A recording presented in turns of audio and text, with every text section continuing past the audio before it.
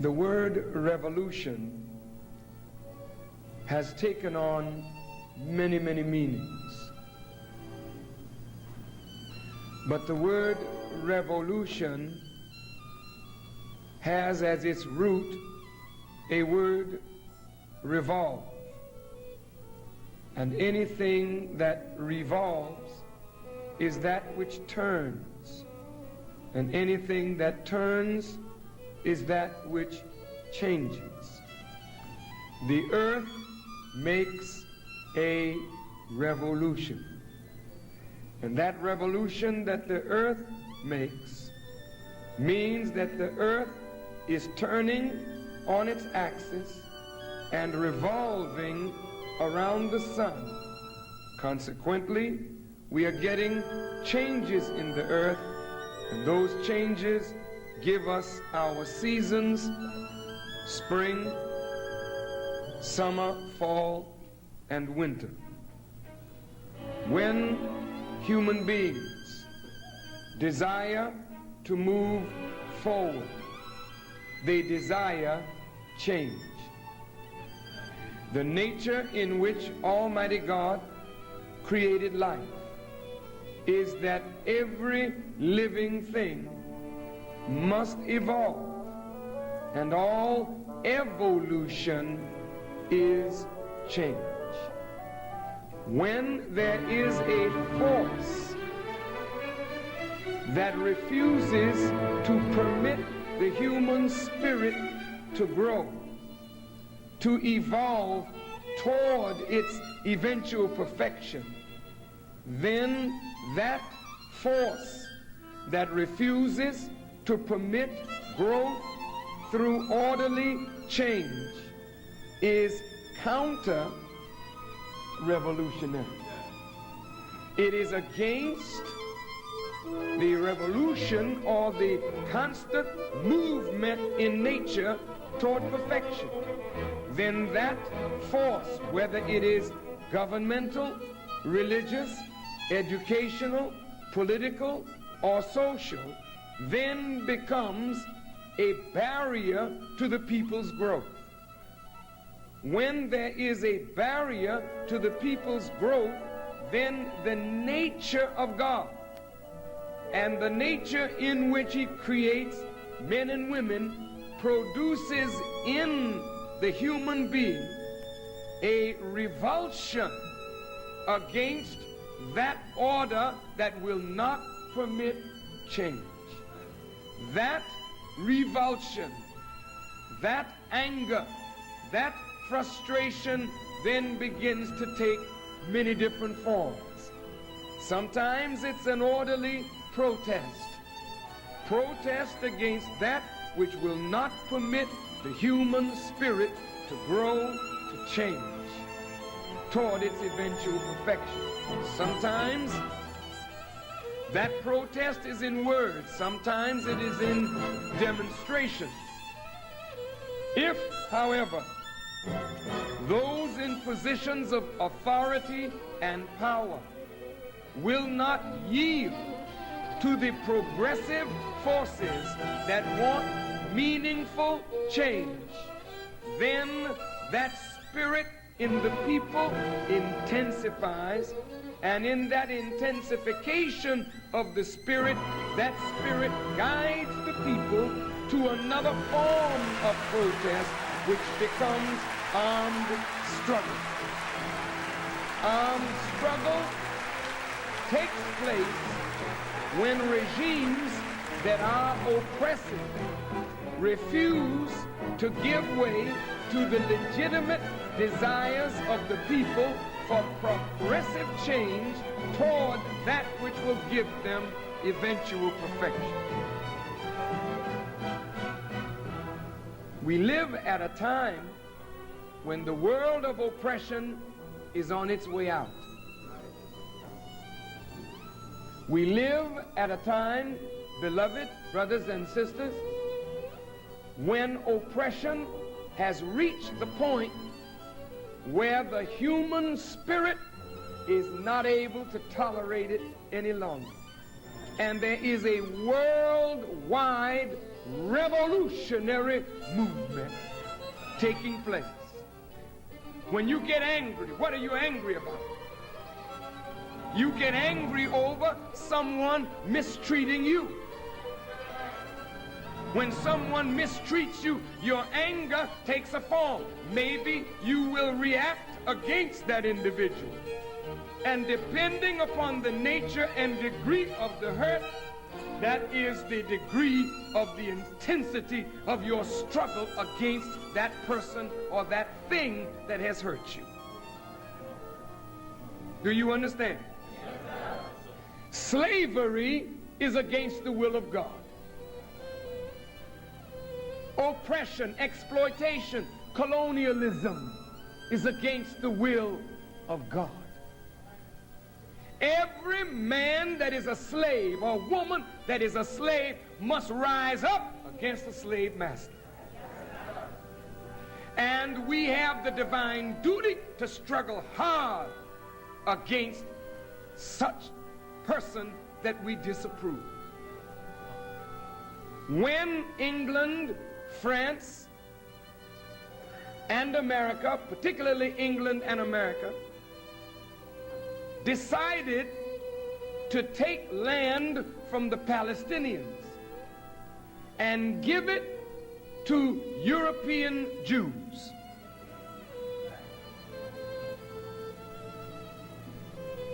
how did they expect the Palestinians to respond? Did they expect the Palestinians to lay down and say, certainly, the Balfour Declaration that Israel should, or the Jews should have a homeland, and we accept that? Do you think that the Palestinians should have accepted that? Of course not. The nature of God is that every human being should have the right of self-determination, and to rob the Palestinians of the right of self-determination is to rob them of what God desires for them. Therefore, they feel justified in fighting and struggling mightily against Zionism.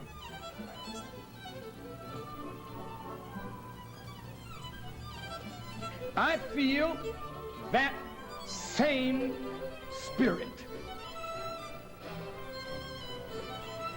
Zionism, in its evolutionary development, is the most blatant form of racism.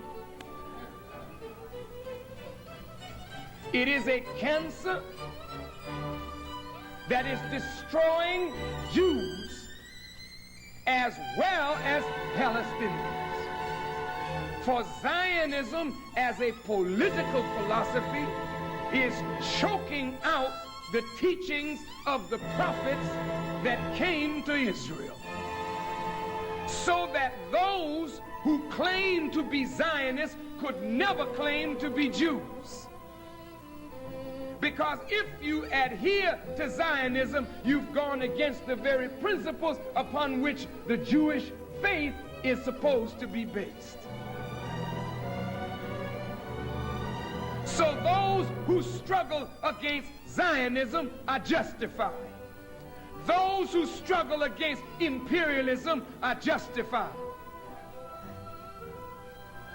Now, into that nature of God and man, or particularly man, to evolve to God, and into that nature of the time in which we live, that men and women's spirits are agitated to the point where they will not take the abuse that they have taken in the past, and they will revolt, and that revolt will take a form of armed struggle. We introduce this subject of terror. Terror is intense, sharp, overmastering fear. We as black people have lived under terror all our lives. Right? We have lived under an intense, sharp, overmastering, overpowering fear. Now, hear me now. We have lived under the terror of Shaitan, the terror of Satan, the terror of the devil, the terror of the United States government, the terror of white America. Have we not? From the time that our fathers were brought out of Africa into America, fear was made to rule the lives of black people. Fear, according to Webster, is a distressing emotion aroused by impending fear or pain, danger, evil, whether that pain, that danger, that evil is real or imagined, it produces a distressing emotion. And whenever you are made afraid and you become distressed, the nature of fear is that you want to relieve yourself of that fear. Fear is the first emotion that a baby experiences. It comes out of the womb into a strange world. It is afraid. When one is made afraid, one seeks relief of that fear. Mother comes, comforts the child, then an attachment grows out of the comfort of that distressing feeling. So the attachment is produced through fear, and out of that service that comes through the relieving of that distressing emotion, love comes. Isn't that something? This is the way God did. Very beautiful. So you love your parents, and as a child, you fear your parents. Not sometimes this overpowering fear, but you fear to displease your parents because they have the power to inflict pain. And the human nature makes us run away from pain. Is that right? Follow me now. White people who were slave masters wanted us to submit to them. So they inflicted our fathers with severe pain. Pain that made us want to relieve ourselves of that distress. So whatever the master wanted us to do, we said, yes, sir. Yes, sir, master. Why did you say, yes, sir?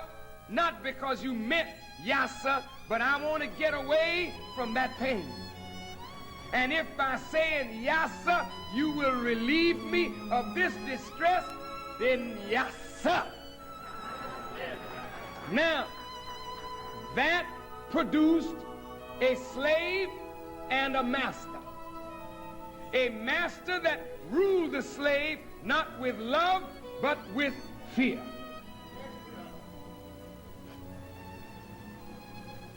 Now, wherever the slave master rules, wherever imperialism rules, wherever Zionism rules, you find a reign of terror. Because the human spirit cannot accept imperialism.